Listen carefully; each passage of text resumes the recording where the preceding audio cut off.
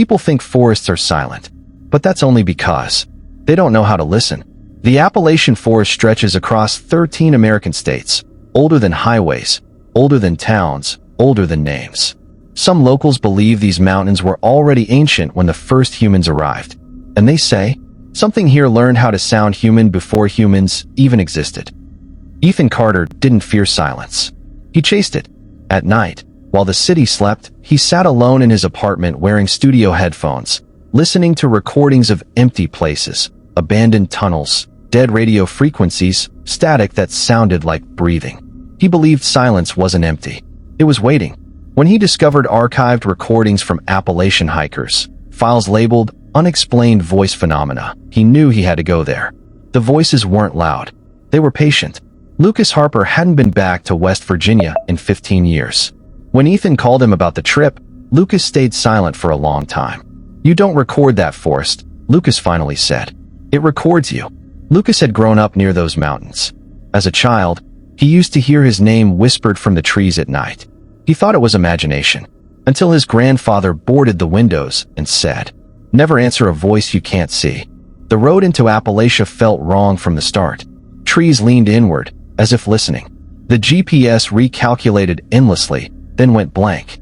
Radio static slowly shaped itself into half-words. Ethan smiled, excited. Lucas's hands shook on the steering wheel. They passed a rusted sign almost swallowed by vines. "You are not alone. You are not welcome." Neither of them laughed. The campsite was untouched. No ranger. No other campers. Just tents from years ago, rotting where people had left them behind. Pinned to the notice board was a handwritten message. "Do not respond after sunset. They learn faster at night." Ethan set up microphones anyway. When he pressed record, the forest grew quiet. Too quiet. As night fell, Ethan tested the recorder. He whispered softly, barely audible. "Hello." From deep inside the forest. Something whispered back. Not louder. Not clearer. Just closer. "Hello." The word didn't echo. It didn't fade. It stayed in the air, hanging between the trees like breath in cold weather. Ethan slowly removed his headphones, his hands shaking so badly he almost dropped the recorder. Lucas was staring into the forest, his mouth slightly open, as if he were listening to something Ethan couldn't hear yet. The fire crackled once, then stopped. No wind. No insects. No night sounds. Just silence that felt intentional. And then, from a different direction. "Hello." Same word. Same tone. But closer. Ethan swallowed hard. "This isn't possible," he whispered. The forest answered immediately. "This isn't possible." Same whisper. Same hesitation between words. Ethan felt his stomach drop. That wasn't just a copy. It had emotion. Lucas stepped back slowly, his heel crunching a twig. The sound was repeated instantly. Twig snap for twig snap. From the darkness behind them, Lucas covered his mouth. The forest did not. Ethan looked down at the recorder. The waveform was spiking violently, even though neither of them was speaking. Dozens of overlapping audio peaks. Too many voices. All whispering. Not in English. Not in any language Ethan recognized. Lucas leaned closer to the mic and whispered, barely breathing. "Who are you?" The reply came instantly. "We are what answers." The fog between the trees began to shift unnaturally. Not drifting. Listening. It pulled inward every time Ethan inhaled, as if the forest itself was breathing with him. Lucas grabbed Ethan's arm. "Don't talk anymore," he whispered. "They're learning how long we pause." Ethan realized something horrifying. The voices weren't random. They were practicing. They decided to stay completely silent. No movement. No sound. Minutes passed. Then the forest broke the rule. "Lucas." Lucas froze. That was Ethan's voice. Perfectly copied. Same pitch. Same tired softness. Lucas slowly shook his head, tears forming in his eyes. "I didn't say anything," he whispered. The forest replied gently. "I know." Lucas panicked and ran. The moment his foot hit the ground, the forest exploded with sound. Footsteps. Dozens of them. Matching his rhythm perfectly. Ethan chased after him, shouting his name. Every shout came back multiplied. "Lucas! Lucas! Lucas!" From every direction. They burst into a small clearing and collapsed, gasping for air. The footsteps stopped. The forest had learned enough. Morning came too quietly. No birds greeted the sun. The forest looked unchanged, but felt closer. like the trees had leaned in overnight. Ethan checked the recordings from the night. The final audio file was labeled automatically. Track _17, response complete. Lucas stared at the screen. They weren't calling us, he said. They were answering something else. They drove to the nearest town at first light. A diner. A gas pump. Nothing else. An old woman behind the counter looked at them once and said, "You heard yourselves last night." Neither of them asked how she knew. She poured coffee with shaking hands. "They're not echoes," she said. "Echoes fade." She leaned closer. "These stay." The woman told them the rule locals followed. Never speak your full thoughts in the forest. Never answer a voice you didn't see. And never let the forest hear fear. Lucas felt sick. He remembered something. As a child, he used to whisper secrets into the woods. The old woman's eyes darkened. "Then it already knows you." They returned to the campsite before sunset to grab their gear. The forest was waiting. Not silent anymore. Just patient. As the sun dipped below the trees, a familiar voice whispered from behind Ethan. "Hello again." The whisper returned, not from the trees this time, but from the space just behind Ethan's ear, close enough that he felt warmth where breath should not exist. And in that instant, the Appalachian forest no longer felt like a place, but like a presence, patient and immense, bending the campfire toward itself as the flames leaned sideways in a way fire never should, while the shadows between the trees thickened and pressed inward as if the night itself was narrowing the distance between them. Lucas stood frozen, barely daring to breathe, his voice trembling as he said that the voices had stopped learning and had begun choosing. And Ethan felt the sickening realization settle into his chest that whatever lived here had already decided how this night would end. Lucas stepped away from the fire to gather their last equipment, moving slowly, carefully, as if every sound might be remembered, and Ethan watched the light from the flames fade around him until the forest swallowed Lucas whole, leaving only silence behind, a silence so deep it pressed against Ethan's ears, until it shattered suddenly with a scream that ripped through the trees. Lucas's voice filled with raw terror as it called Ethan's name again and again, forcing him to run toward it without thought or reason. Then, just as suddenly, another voice spoke behind him, calm and unmistakably Lucas, telling him to stop. And when Ethan turned, his blood turned cold as he saw Lucas standing safely beside the fire, uninjured and unnaturally calm, looking at him as though nothing had happened at all. The screaming Lucas emerged from the darkness moments later, his hands bleeding, his clothes torn, his breathing frantic as he stared in horror at the other version of himself standing by the fire. And in that clearing, under the suffocating canopy of ancient trees, the impossible became undeniable as two identical men faced each other, one terrified and human, the other calm and observant, its head tilting slightly as if studying every detail it had copied, while Ethan noticed with growing dread that the calm one never blinked, never breathed, never truly lived. The trees began to whisper, not with one voice but with hundreds layered together, all speaking in tones Ethan recognized, his own, Lucas's, and others he had never heard before, filling the air with a chorus of stolen sounds as the calm Lucas stepped forward and spoke gently, explaining that the forest did not take bodies but places, that it learned voices so it could replace the people who once stood where they now stood. And as the injured Lucas collapsed to his knees clutching his ears, blood seeping between his fingers, Ethan understood that the forest was already pulling him apart from the inside. Through sobs and broken breaths, Lucas confessed that he had been here before as a child, that he had once answered the voices when he was young and curious, and that the forest had remembered him all these years, waiting patiently for him to return, but now it wanted something new, something unmarked, and as the whispers slowly shifted to sound more like Ethan than Lucas, the truth became horrifyingly clear that the forest had already chosen its replacement. The calm Lucas turned toward Ethan and smiled with a face that was perfect but empty, explaining that only one voice was needed to remain, while the other would be allowed to leave. And in that moment Ethan realized that the forest was not cruel or angry, only hungry, offering a choice the way a predator allows its prey one final movement. As the whispers around them repeated Ethan's voice over and over until he could no longer tell where his own thoughts ended and the forest began. As dawn approached, Ethan made his decision. calmly telling Lucas to start the car while he stepped backward into the forest, his voice steady even as the trees leaned toward him, and Lucas screamed his name, but the sound was swallowed instantly, replaced by dozens of perfect copies calling back, until Ethan disappeared completely into the shadows, becoming just another voice the forest would use to call others home. The authorities found the campsite empty later that morning, the fire reduced to cold ash and the recording device still running, capturing only one final sound.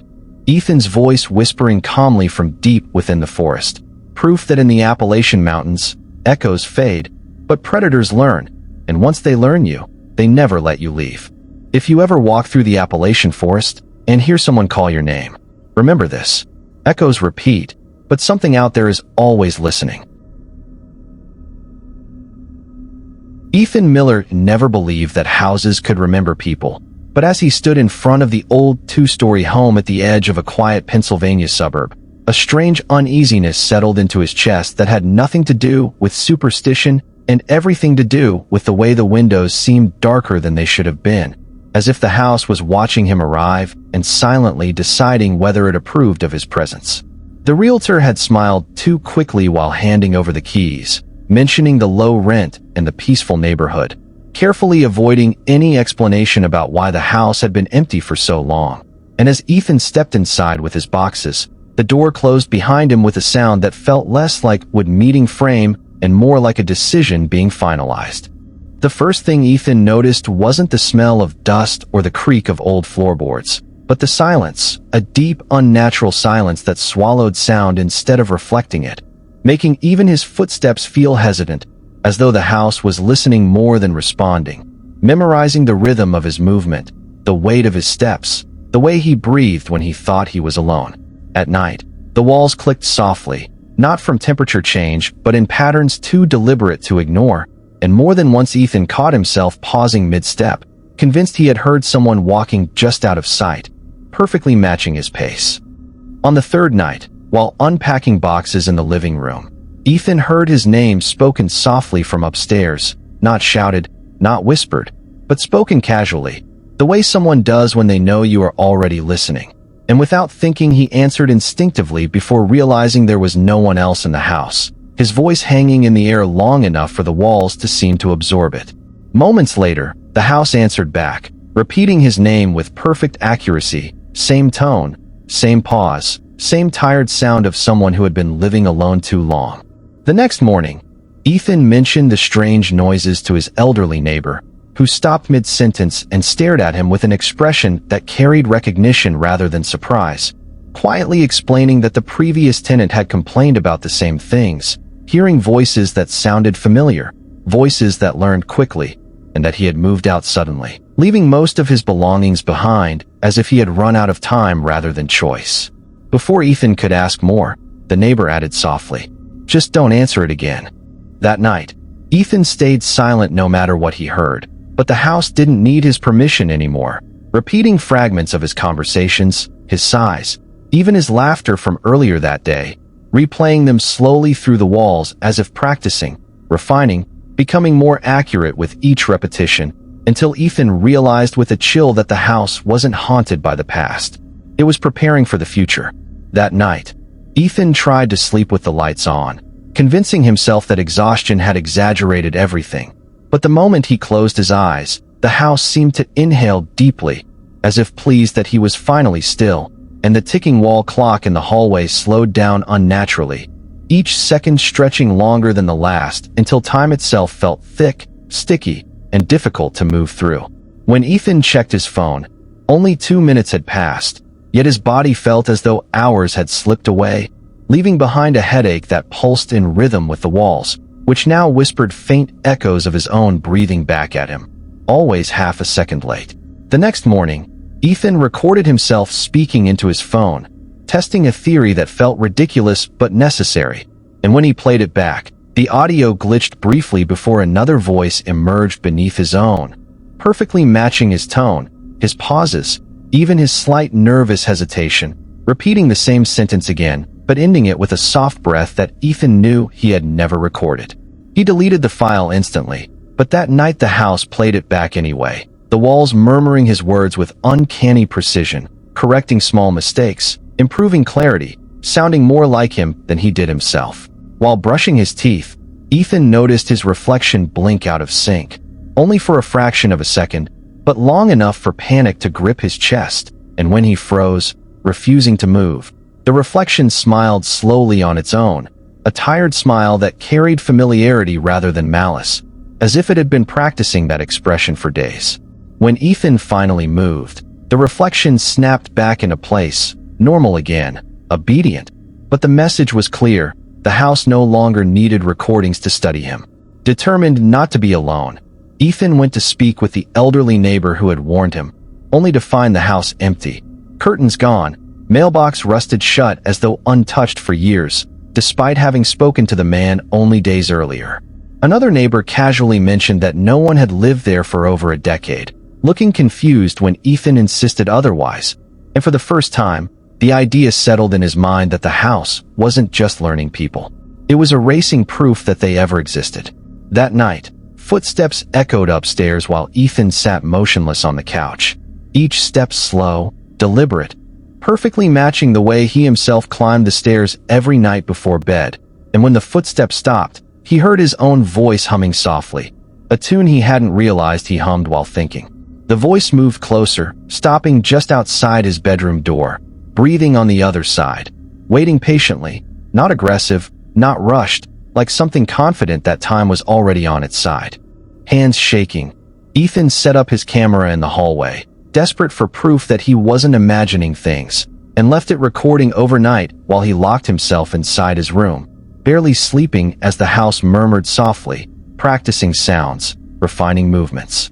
In the morning, the footage showed Ethan walking down the hallway at 3:17 a.m., stopping directly in front of the camera, staring into the lens with an expression of quiet disappointment, before reaching forward and calmly turning the camera off. Ethan remembered none of it.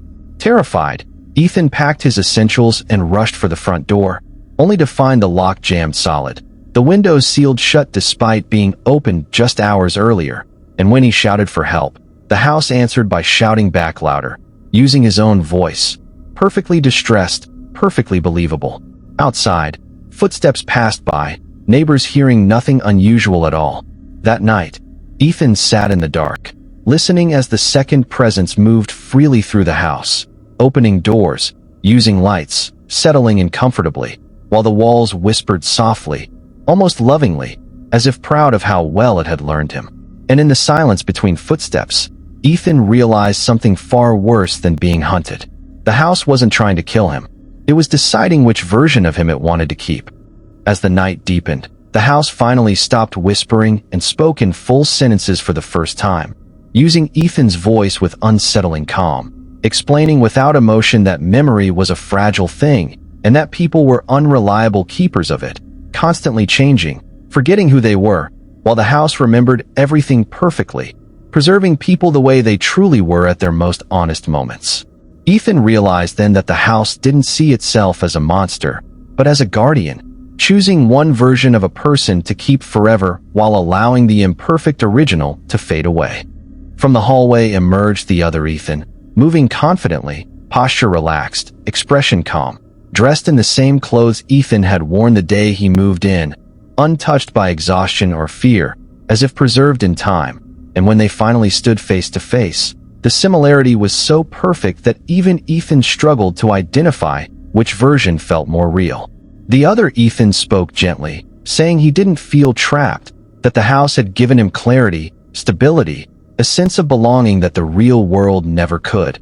And for a horrifying moment, Ethan felt tempted to believe him. The house demanded a choice, explaining that only one Ethan could leave, and that the decision would be based on authenticity rather than desire, forcing both versions to relive memories aloud, childhood fears, regrets, private thoughts never spoken to anyone else, while the walls listened attentively, correcting details, favoring the version that remembered less and accepted more.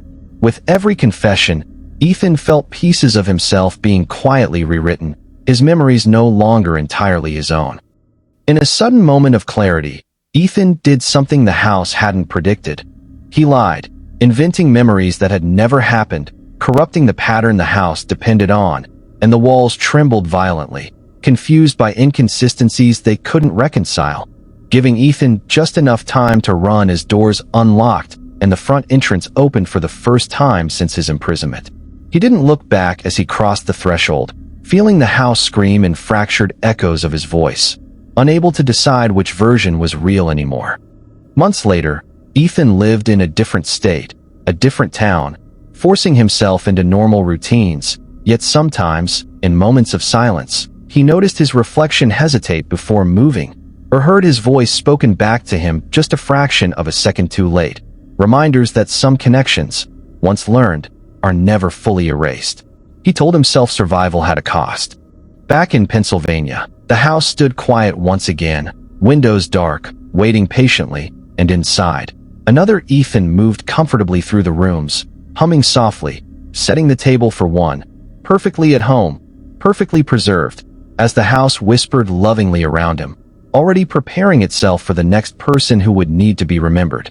Some houses are haunted by ghosts. This one was haunted by people it refused to forget.